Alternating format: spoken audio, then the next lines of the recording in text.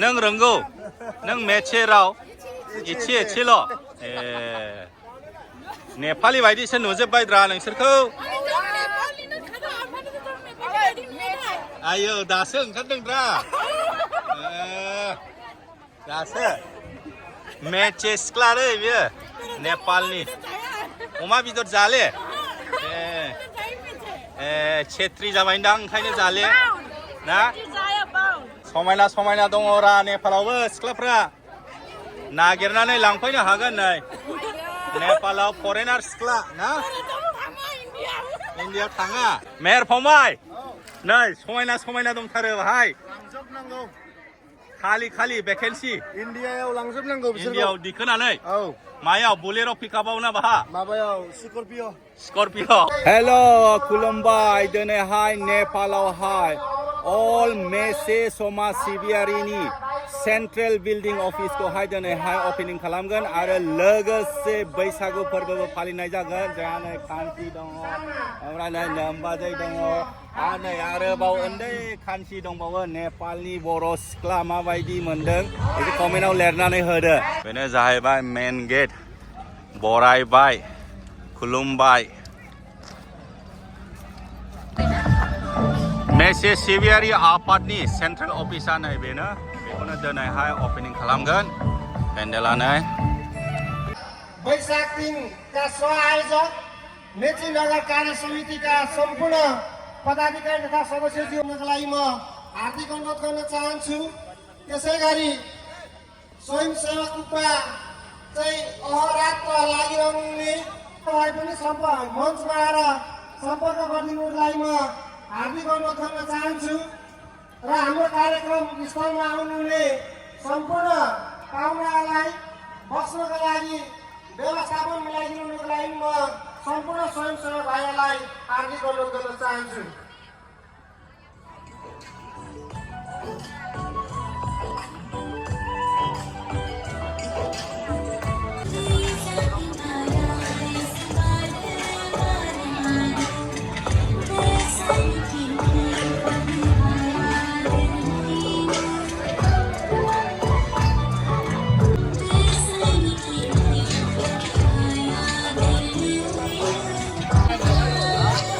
ready जाबाय आदा ready जाबाय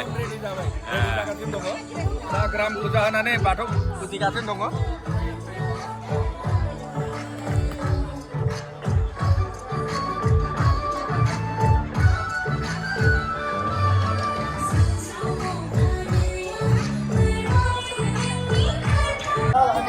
हल्दीबारी गाउँपालिका गरेको त्यसपालि निजी नगरपालिकामा गरेको छु र मैले आफ्नो संस्थाको बारेमा कुरा गर्दै गर्दा हाम्रा आजका यस कार्यक्रमका प्रमुख अतिथि आउँदै हुनुहुन्छ सम्माननीय सभामुख देवराज घिमिरेज्यू उहाँलाई चाहिँ हाम्रा धेरै कलाकर्मी दाजुभाइ तथा दिदीबहिनीहरूले नित्यले स्वागत गर्दै यस कार्यक्रम स्थलमा उहाँलाई भव्य स्वागतका साथ तथा बुवाआमा दाजुभाइ दिदीबहिनीहरूले कृपया यथा स्थानबाट उठेर उहाँको स्वागत उहाँको टिमको स्वागत र प्रमुख अतिथिको स्वागतको लागि यहाँले जोरदार तालीले स्वागत गरिदिनुको लागि नेपालाव बैसागु जानायाव जोङो बेवाइफोरखौ नेपालीखौ लांसै नेपालीखौ लांनांसिगोन जेबो खोनाला नै रायलायनाया खोनाले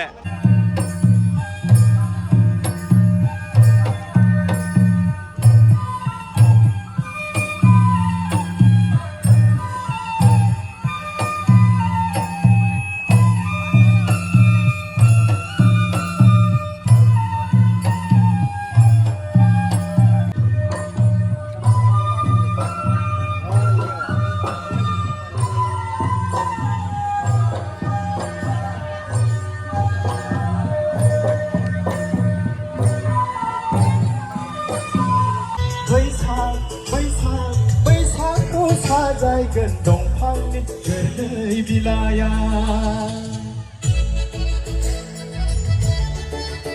दे फैद' मोसानोसै बयजों बोसोराव खनसेल'सो फागुन आहा हे आहा हे आहा हे आहा 이 파스라야 롬방방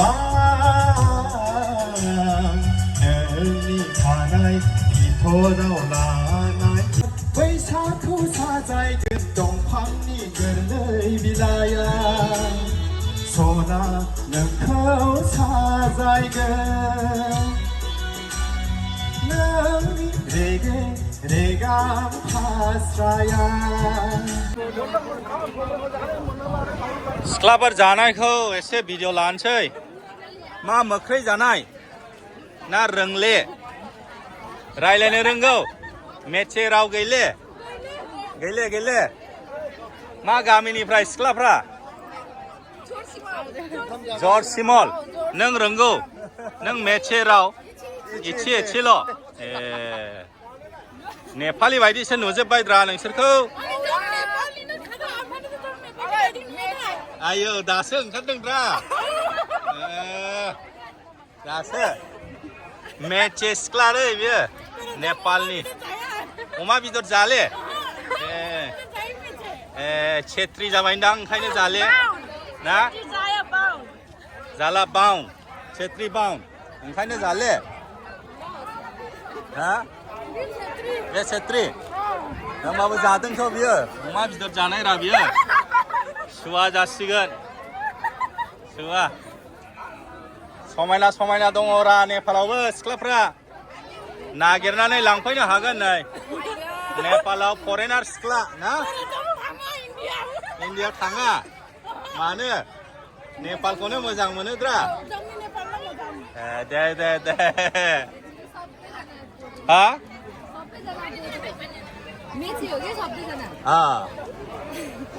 टपलाय छेत्रीमा मेचे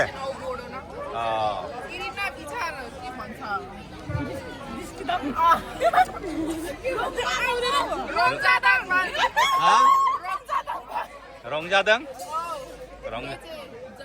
मेसेजों ए बे मेसे नङा ए गुड बियो मेचे नङा जाहैदों बड' नङा होमबाबो बैसागु मानिदों दख'ना गानदों बिराद समायना नुदों बेखौ बयनिफ्रायबो समायनासिन नुदों हा टपलाय बिसि सुन्दर लागियो ना बिदि ना बिसि सुन्दर लागियो ना राम्रो लागियो बिसि सुन्दर राम्रो लागियो नेपालिसो जाहैदों बियो मोजां बिदिनो गानहोनो रोंनांगौब्रा बर' दख'ना ना गानहोनो रोंनांगौब्रा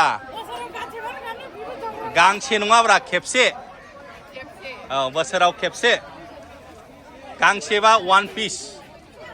बुजिबाय बुजियो बुजियो मेहेर फंबाय नै समायना समायना दंथारो बाहाय खालि भेकेन्सि इन्डियायाव लांजोबनांगौ इन्डियायाव दिखोनानै मायाव बुलेर' पिकआपाव ना बाहा माबायाव स्करपिय' दे बरिया समायनाथार नै गावदां सिंगल खारो दे सिंगल गोजा खादा गासिबो सिंगल जोब्रा सिख्ला डाबल गैया सिंगल नङा आयो आजिखालि इजिब्रा बुकबाबो ना आजिखालि बुकबाबो इजि जायोब्रा इजि लांजोबनांगौ बर' राव फोरोंनानै लाबोफिननांगौ नेपालाव मा मोख्रै मोनजाखो मादै मोनहालाय मोख्रै मेचे राव रोंले सबायजों अमा बेदर मादैयालाय बबेनिथोमोनब्रा नेपालनि खाद्रा ए ओमफ्राय नोंहालाय बाजैयालाय नेपालनि बेहालाय मेचे राव रोंगौद्रा रोंगौ ना रोंले ए आसामनि बियो मा जायगानिफ्राय क'क्राझारनिफ्राय ए नोंबो बर्डन जाफैबाय होनब्रा ना नेपालनि स्टाइलाव रायलायो ना रायलाया गथ'फोरखौलाय बर' फोरोंदों ना फोरोङाखै फोरोंदों ना फोरोङाखै रायलाया ना गथ'फोरजों रायलायो रोंगौ गथ'फ्रा मोजां दे बिदिनो फोरोंनांगौ बिमा बिफानि दायित्वब्रा गथ'खौ फोरोंनाया ना मादैमोनखौबो एसे देखायनोसै फिसब फिसब गावदां गावदां मा गामिनि मादैमोनहालाय नेपाल मा गामि जरसिमाल ओमफ्राय नोंहालाय एखे गामि अमा सिथारदोंना सिथाराखै नोंसिनि गामियाव दिनै सिथाराखै सिथारगोन रा बैसागुनि जाखांबाय मा माथो मोख्रै मोनजाखो अमा बिदर नोंस्रा इण्डियायाव खुरमा दंना गैया आलासि मा जायगायाव वेस्ट बेंगलाव दा दे माथो मोख्रै मोनजाखो अमा बिदर बे बाजैना सोररा बिब'नि फिसाजो नेपालनि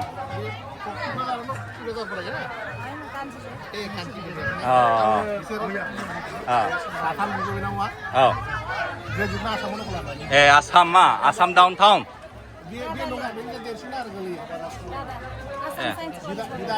आसाम क'क्राझार साइन्स कलेज ओमफ्राय आदाया कमिटि मेम्बारद्रा इण्डियानि भाइस प्रेसिडेन्ट ओमफ्राय आदायालाय जयगावनि वेस्ट बेंगलनि गसाइगाव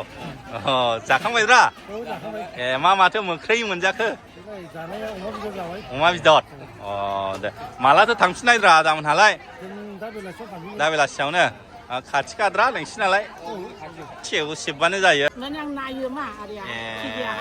सिलिगुरियाव मोनलांदोंद्रा फिसाजोखौ फैदों दा औ मा गामि मादैना औवाबारि बा नेपालावबो औवाबारि दङ बर' गामि अरिजिनेल बर' गामि ना जाखांबाय नों बेखौ जाजोब्बाय आंलाय नोंखौसो जाजोबदों नंदोंद्रा जाखांजोब्बाय सिख्लाफ्रा जाजोब्बाय बर' सिख्ला दख'ना गाननो फोरोंदों बिदिनो फोरोंनांगौद्रा मोजां जोबोद मोजां मा नाम जारौना अंश मेचे भाषा अंश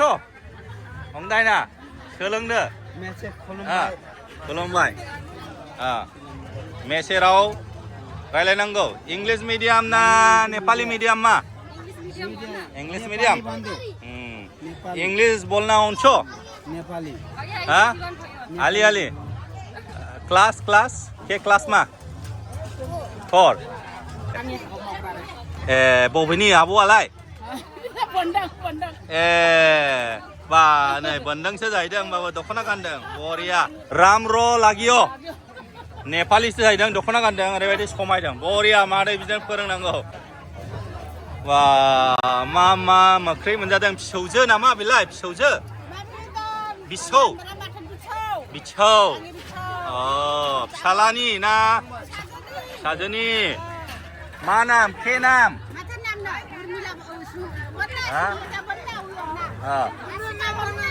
बर' रावबो फोरोंदो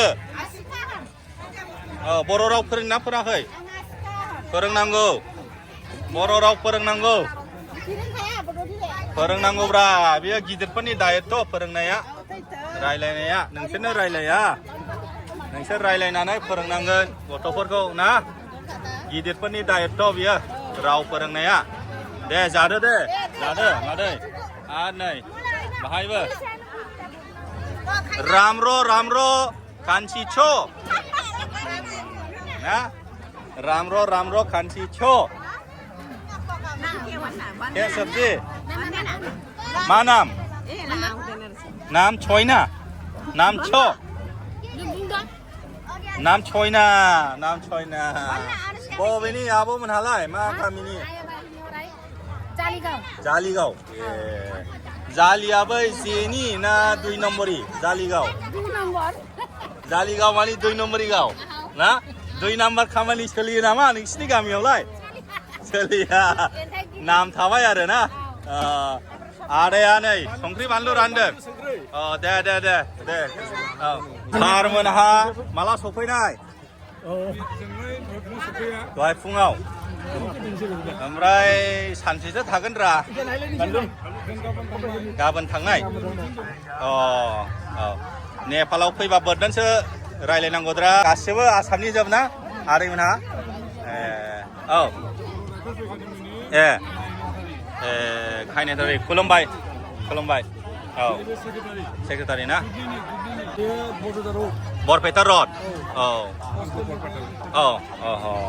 बरपेटानि ना औ औ औ औ ओमफ्राय बेहालाय औ अ खुलुमबाय औ मोजां मोनबाय दिनैसो फार्स्ट टाइम लोगो मोनदों औ कान्सि रामर कान्सि हा रामर कान्सि गोथाव कान्सिया गोथाव रामर स टेस्टि स गोथावखौ मा होनो नेपालियाव गोथावखौ मिट' स एसे भाषण लेक्सार सोलिगासिनो दङ नै बयबो बायह्रायावसो जिरायलाबायबाय ओरैबायदि गरम ना दा बायह्रायाव आराम बार बारदों नै नेपालनि नै बोराय बुरि गथ' नै ना बोराय बुरि ज' जिरायदों नै आंबो साइडआव जिरायफाबाय बैसागु प्रग्रामाथ' सोलिगासिनो दङ गरमथारबो नालाय जोङो साल बागानाव बेरायनो फैबाय साल बागानखौनो पार्क बानायदों एन्ट्रि फि लालायलायबावो नै साल बागान गोजाजोब मोजां थाबायग्रा लामा होदों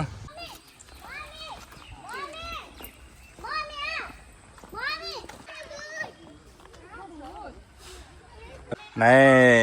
गोलावथार बाहायबो ना हेंगिं ब्रिज सालबारि बेनिफ्राय लेक बानायबायना बेथ' आर्टिफिसियेल लेकसो थाबायग्रा लामा बानायबाय बेनिफ्राय एन्ट्रि फि लाबाय फैसा खामायबाय माबायदि फैसा खामायनो हायो नुवाखै जोंनावथ' BTC आव बेनिफ्राय मेल्ला साबसिन जायगाफोर दङ नेचुरेल लेकफोरबो दं अब्लाबो माने जेबो इउटिलाइज खालामनो हाया जोंना BTC सरकारा खामानि गैया ASK बेनि फुल फर्मा मा अनसुमा S for Srimanta K for Kameshwar माने बे जाबाय गोदोनि प्रडिउसारमोन माने प्रडिउसारजों लोगोसे बिसानि प्रेसिडेन्ट दाबो नाथाय बे बिनि अननायावनो ओरैनो बे जों जिउआव गैया खालि अननायाव बिनि आशीर्बाद माने सापर्टिंनि थाखाय जों बेखौ खेवनाय जादों बिनि जसाव लाफानाय जाबाय ASK प्रडाक्शन नोंथांमोनहा बयबो साबस्क्राइब खालामदो 10K कमप्लिट जाबाय जायदों फंबायनि मिलौदो देंखो गोजाजोब जायदों बिनिनो जोंहा ब्रादारानो अनार सनितपुर डिस्ट्रिक्टआव बर'फोरनि दा प्रडाक्शना मोनसेयानो जोंनि ASK बे दिकेजुलियाव मोनसेल' नोंथांमोनहा बयबो साबस्क्राइब खालामना होदो आरो आंखौ दिनै सायख'बाय इन्टारनेशनेल कान्ट्रियावसो एनिवे थेंक इउ स माच आंखौ बे केकखौ हानायनि थाखाय 10K साबस्क्राइबार कमप्लिट जाबाय ASK प्रडाक्शन नोंथांमोनहा बयबो साबस्क्राइब खालामना होदो आरो नेक्स्टआव लोगो मोनगोन औ मोनबाय थागोन